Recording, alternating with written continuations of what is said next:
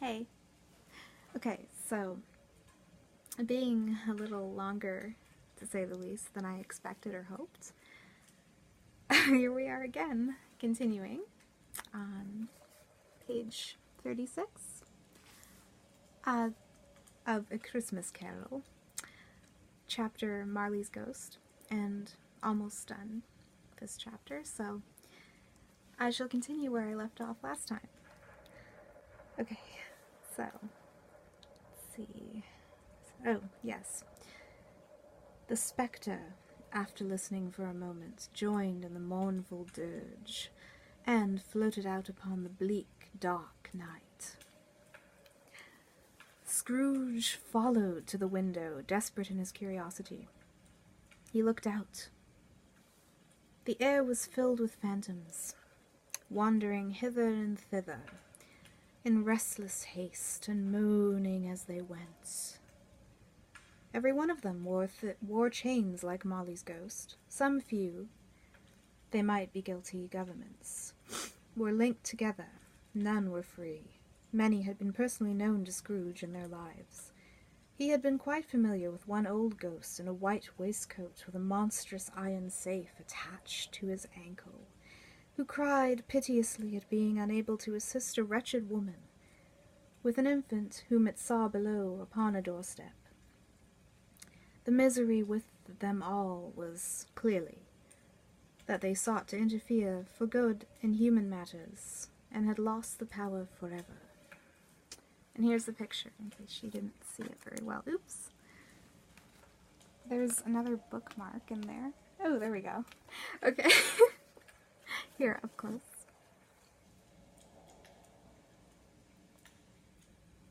Okay, so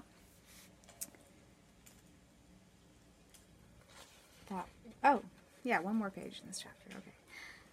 So, whether these creatures faded into mist or mist enshrouded them, he could not tell. But they and their spirit voices faded together, and the night became as it had been when he walked home. Scrooge closed the window and examined the door by which the ghost had entered. It was double-locked, as he had locked it with his own hands, and the bolts were undisturbed. He tried to say humbug,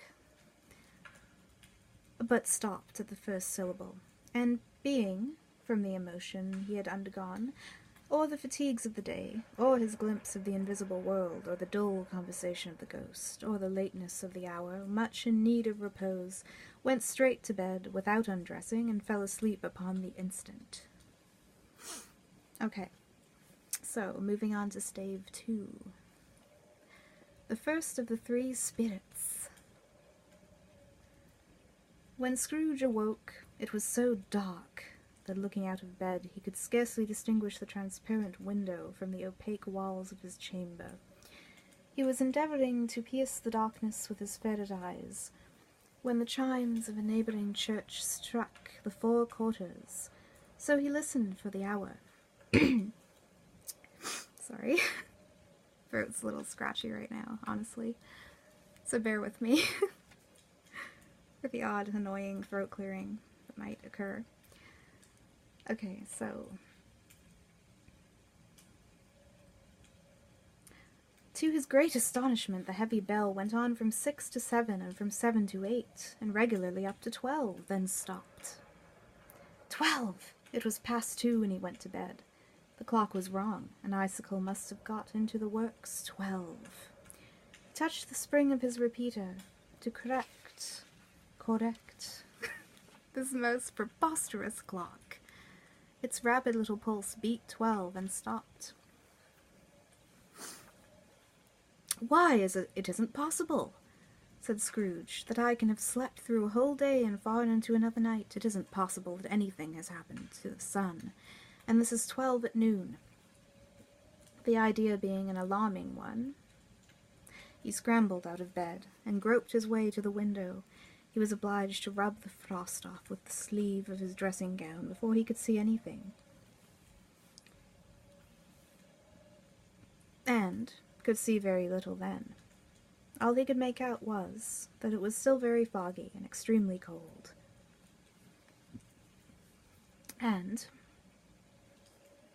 that there was no noise of people running to and fro and making a great stir, and, as there unquestionably would have been if night had beaten off bright day and taken possession of the world.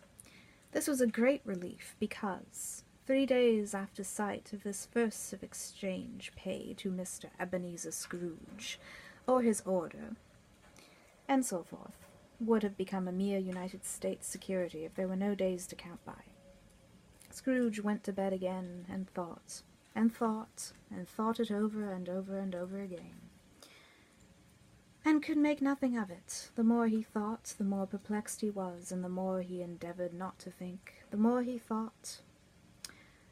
Molly's ghost bothered him exceedingly, every time he resolved within himself, after mature inquiry, that it was all a dream.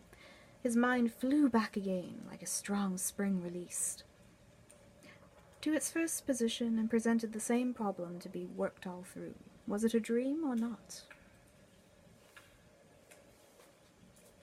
Scrooge lay in this state until the chime had gone 3/4 more, when he remembered on a sudden that the ghost had warned him of a visitation when the bell tolled 1. He resolved to lie awake until the hour was past, and considering that he could no more go to sleep than go to heaven, this was perhaps the wisest resolution in his power. The quarter was so long that he was no more than once convinced he must have sunk into a doze unconsciously, and missed the clock. At length it broke upon his listening ear.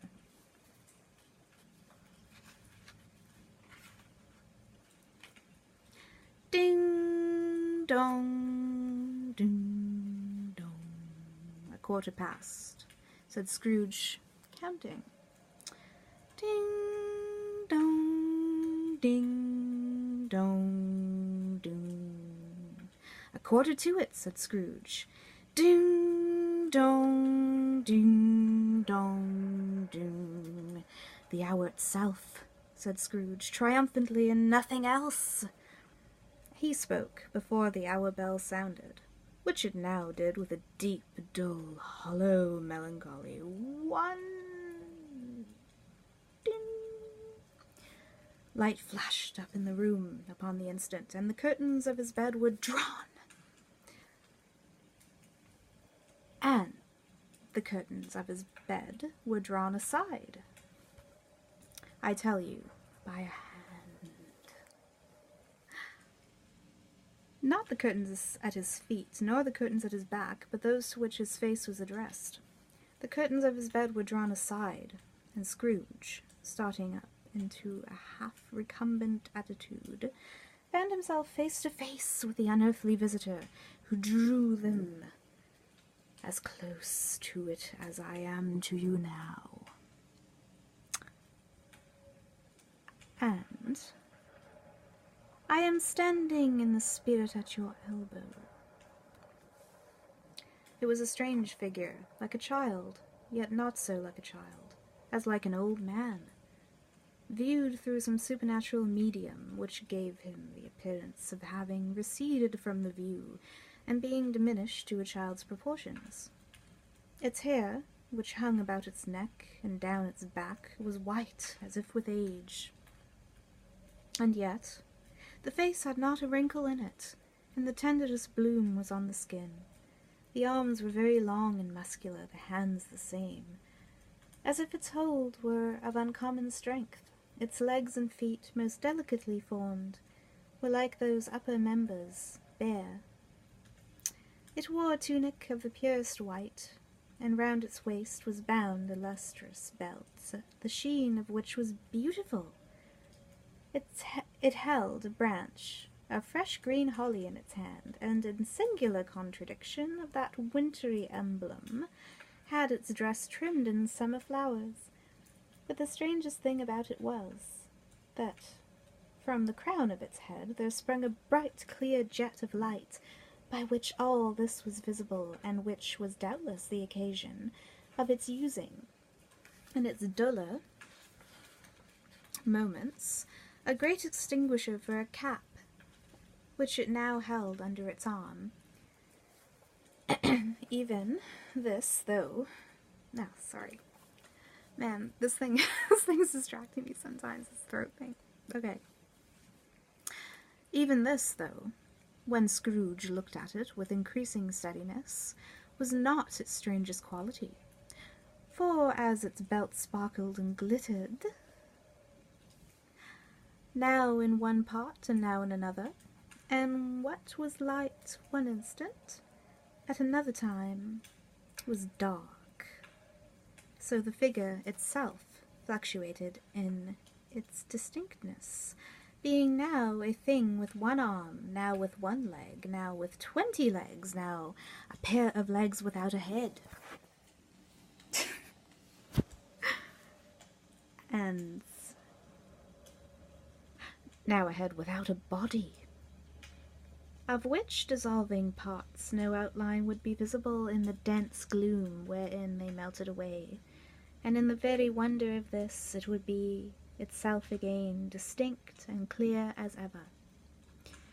"Are you the spirit, sir, whose coming was foretold to me?" asked Scrooge. "I am." The voice was soft and gentle,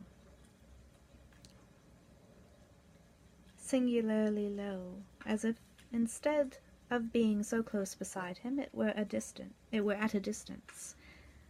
"Who and what are you?" Scrooge demanded. "I am the ghost of Christmas past." "Long past?" inquired Scrooge, observant of its dwarfish stature. "No, your past." Perhaps Scrooge could not have told anybody why, if anybody could have asked him, but he had a special desire to see the spirit in his cap, and begged him to be covered. "What!" exclaimed the ghost.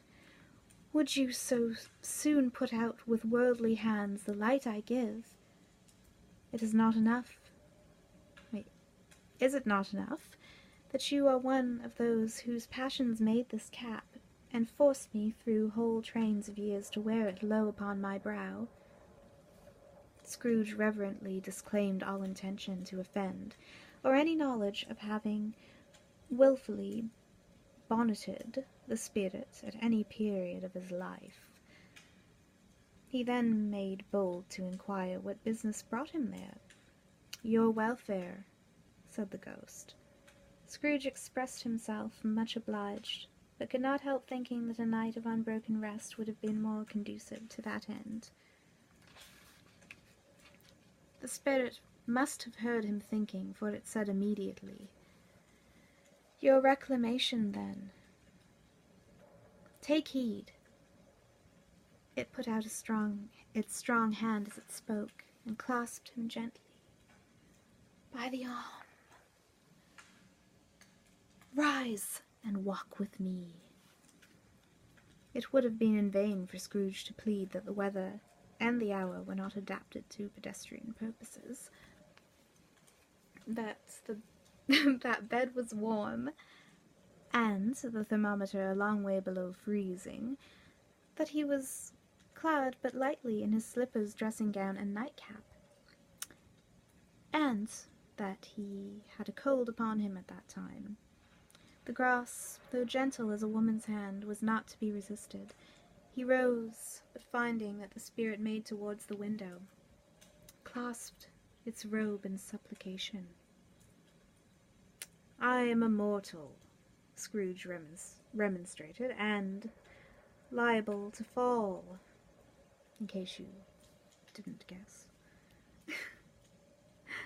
"But bear but a touch of my hand there," said the spirit, laying it upon his heart, "and you shall be upheld in more than this." As the words were spoken, they passed through the wall, and stood upon an open country road, with fields on either hand. The city had entirely vanished. Not a vestige of it was to be seen. The darkness and the mist had vanished with it, for it was a clear, cold winter day, with snow upon the ground. "Good heaven!" said Scrooge, clasping his hands together. as he looked about him. "Well, I was bred in this place. I was a boy here." The spirit gazed upon him mildly. Its gentle touch, though it had been light and instantaneous, appeared still present to the old man's sense of feeling.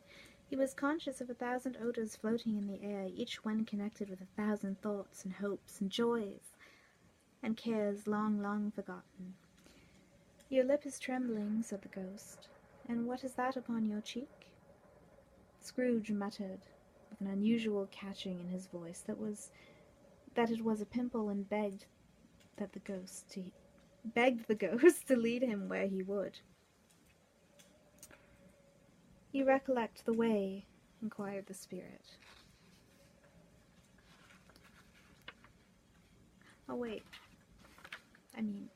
You recollect the way?" inquired the spirit. "Remember it?" cried Scrooge with fervor. "I could walk it blindfolded." "Strange to have forgotten it for so many years," observed the ghost. "Let us go on." They walked along the road, Scrooge recognizing every gate and post and tree, until a little market town appeared in the distance, with its bridge, its church, and winding river. Some shaggy ponies now were seen trotting towards them with boys upon their backs, who called to other boys in country gigs and carts, driven by farmers. All these boys were in great spirits and shouted to each other until the broad fields were so full of merry music that the crisp air laughed to hear it. "These are but shadows of the things that have been," said the ghost. "They have no consciousness of us." The jocund travellers came on, as they came, Scrooge knew and named them every one. Why, he rejoiced beyond all bounds to see them. Why did his cold eye glisten and his heart leap up as they went past? Why was he filled with gladness when he heard them give each other "Merry Christmas" as they parted at crossroads and byways for their several homes? What was Merry Christmas to Scrooge? Out upon Merry Christmas, what good had it ever done to him? "The school had not quite deserted," said the ghost. "A solitary child, neglected by his friends, is left there still." Scrooge said he knew it, and he sobbed. They left the high road by a well-remembered lane, and soon approached a mansion of dull red brick, with a little weathercock-surmounted cupola on the roof, and a bell hanging in it. It was a large house, but one of broken fortunes, for the spacious offices were little used. Their walls were damp and mossy, their windows broken, and their gates decayed. Fowls clucked and strutted in the stables, and the coach-houses and sheds were overrun with grass. Nor was it more retentive of its ancient state within, for entering the dreary hall and glancing through the open doors of so many rooms, they found them poorly furnished, cold, and vast. There was an earthly savour in the air, a chilly bareness in the place, which associated itself somehow with too much getting up by candlelight and not too much to eat. They went, the ghost and Scrooge, across the hall to a door at the back of the house that opened before them, and disclosed a long, bare, melancholy room, made barer still by lines of plain deal forms and desks. At one of these a lonely boy was reading near a feeble fire, and Scrooge sat down upon a form and wept to see his poor forgotten self as he had used to be. Not a latent echo in the house, not a squeak and scuffle from the mice behind the paneling, not a drip from the half-thawed water-spout in the dull yard behind, not a sigh among the leafless boughs of one despondent poplar, not the idle swinging of an empty storehouse door, no, not a clicking in the fire, but fell upon the heart of Scrooge with softening influence and gave a freer passage to his tears. The spirits touched him on the arm and pointed to his younger self. Intent upon his reading, suddenly a man in foreign garments, wonderfully real and distinct to look at, stood outside the window with an axe stuck to his belt, and leading an ass laden with wood by the bridle. "Why, it's Ali Baba!" Scrooge exclaimed in ecstasy. "It's dear old honest Ali Baba! Yes, yes, I know. One Christmas time, when yonder solitary child was left here all alone, he did come, for the first time, just like that. Poor boy! And Valentine," said Scrooge, "and his wild brother Orson. There they go! And what's his name? Who was put down in his drawers, asleep, at the gate of Damascus. Don't you see him? And the Sultan's groom turned upside down by the genie. There he is upon his head. Serve him right. I'm glad of it. What business had he to be married to the princess?"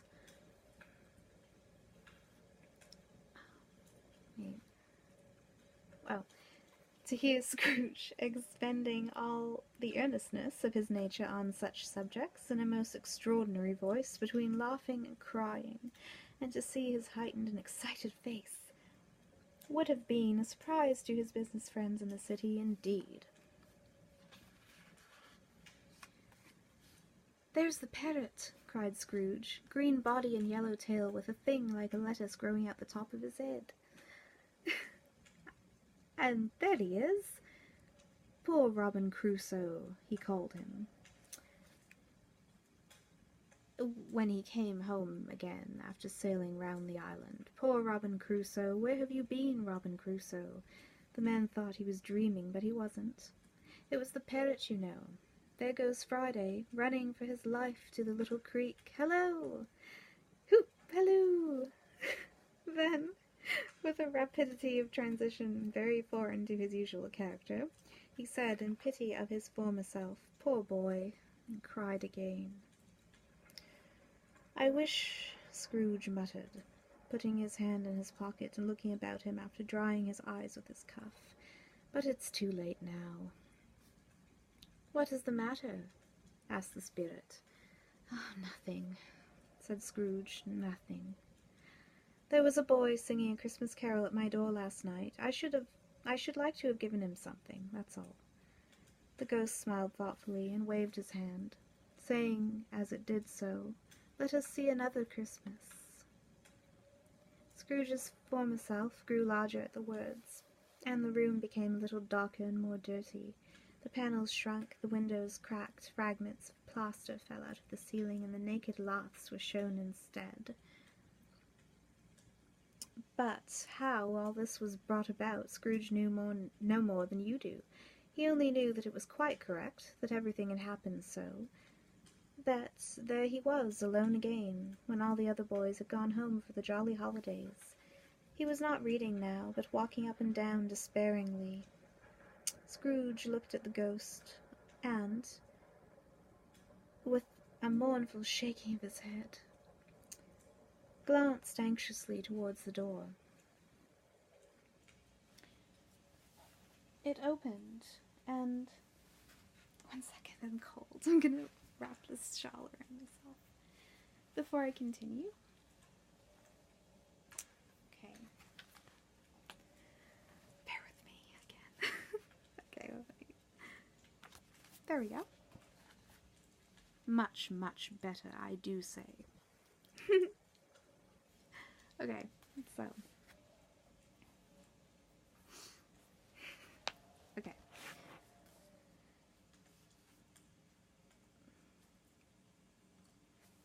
And the naked laths were shown instead. But how all this was brought about, Scrooge knew no more than you do. He only knew that it was quite correct, that everything had happened so, that there he was, alone again, when all the other boys had gone home for the jolly holidays. He was not reading now, but walking up and down despairingly. Scrooge looked at the ghost with a mournful shaking of his head, glanced anxiously towards the door.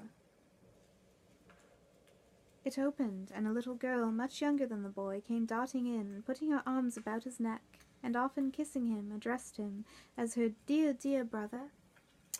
"I have come to bring you home, dear brother," said the child, clapping her tiny hands, and bending down to laugh. Sorry. "To bring you home, home, home." "Home, little Fan," returned the boy. "Yes," said the child, brimful of glee. "Home, for good and all. Home for ever and ever. Father is so much kinder than he used to be, that home's like heaven now. He spoke so gently to me one dear night when I was going to bed that I was not afraid to ask him once more if you might come home, and he said yes, you should, and sent me in a coach to bring you. And you're to be a man," said the child, opening her eyes, "and are never to come back here. But first, we're to be together all the Christmases long, and have the merriest time in all the world." "You are quite a woman, little Fan," exclaimed the boy. She clapped her hands and laughed, and tried to touch his head, but being too little, laughed again, and stood on tiptoe to embrace him. Then she began to drag him, in her childish eagerness, towards the door, and he, nothing loth to go, accompanied her. A terrible voice in the hall cried, "Bring down Master Scrooge's box there," and in the hall appeared the schoolmaster himself, who glared on Master Scrooge with a ferocious condescension, and threw him into a dreadful state of mind by shaking hands with him. He then conveyed him and his sister into the veriest old well of a shivering best parlour that ever was seen, where the maps upon the wall and the celestial and terrestrial globes in the windows were waxy with cold. Here he produced a decanter of curiously light wine and a block of curiously heavy cake,